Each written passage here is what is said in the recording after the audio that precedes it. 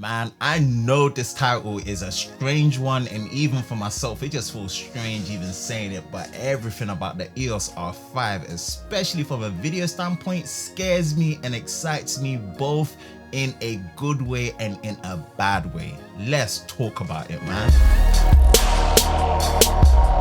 Now, honestly, I feel over the past months with the development announcements that Canon were making and leading with the EOS R5, especially as a video first hybrid camera, I think it was very risky doing it in that way. Rather, based on the initial impressions before full production test and results are shown for the EOS R5 from a usability standpoint and overall footage performance, this is looking to be way more of a high-end photo mirrorless camera, which is obviously full frame, first of all, which just happens to flex and showcase the new Digix 10 or X processor platform's video capabilities, which in my opinion are way beyond impressive and honestly at least somewhere between 5 to 8 years ahead of its time. Now, I'm more of a video person obviously, but to focus more on the photography side of things, you have a new generation 45 megapixel full frame sensor with sensor shift IBIS up to 8 stops depending on the lens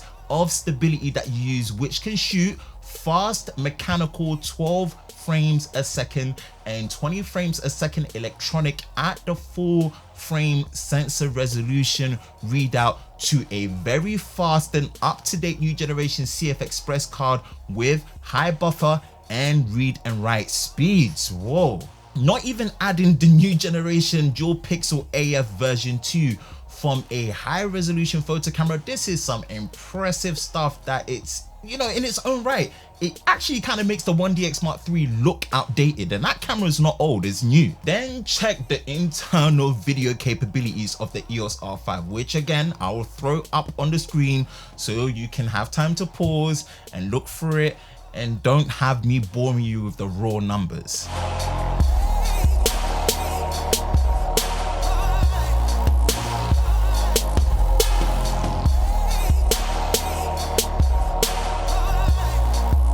Looking at all of that, being able to shoot internal high bitrate RAW, all-eye NIPB in DCI 17:9 aspect ratio, 8K up to 30 frames a second, as well as high resolution slow motion of 120p in 4K is seriously no joke. Like, deep in it, yeah, their full frame C500 Mark II can't even do this level of recording internally. So honestly, from a technical standpoint, this is unicorn level stuff. Like, honestly, this is so overkill and so ahead of its time that we have to give Canon some credit here. And not to mention, like, all of the shooter modes work with their new generation dual pixel autofocus across all the shooter modes, and there is no crop in any of the shooter modes, and you are getting internal 42 10-bit with Canolog and up to 12-bit RAW. Like, crazy. But in all that excites me, this from the initial outside looking in and seeing what's being shown already without proper full testing and production hardware, is firstly the storage media requirements. Let's start with CF Express. As great as this new storage standard is, it's hella expensive, right? And that's what you need to tap into the full recording capabilities of things like the 8K DCI RAW up to 30 frames a second. The max RAW bitrate is 2600 megabits per second in 12-bit, which is insane. And bringing that into context, right? Let's bring that into context and let's come back. A 1 terabyte CF Express card will give you approximately somewhere around 50 to 51 minutes of recording time. And then on top of that, the cost of a 2-pack of 1 terabyte CF Express card costs just under £2,000. Like, yo, like, bro, if that doesn't scare anyone, just even deep in that and thinking about it, then boy, I must be the only crazy one. Then thinking about the potential transfer speed times from your CF Express card to the computer, or hopefully you should be able to edit straight from the card with the readers. But you know, we're just gonna have to wait and see who tries that out and lets us know if that's possible. Then there is the amount of horsepower your computer needs to be able to edit these files, let alone how well it will be able to handle and read these raw files or not, based on a compatibility standpoint.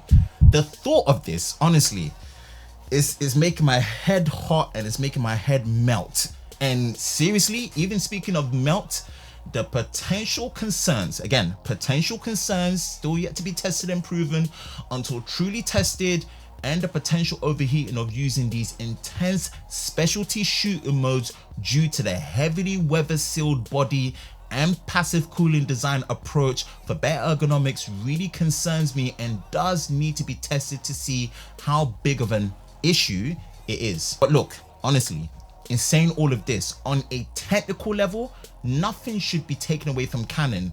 Like you can't, you know, apart from having no unlimited recording internally in any of the shooting modes at all, and for the life of me using micro HDMI. Like, why, instead of just sticking with mini and at least trying to move up to full size HDMI, you are using this micro HDMI port?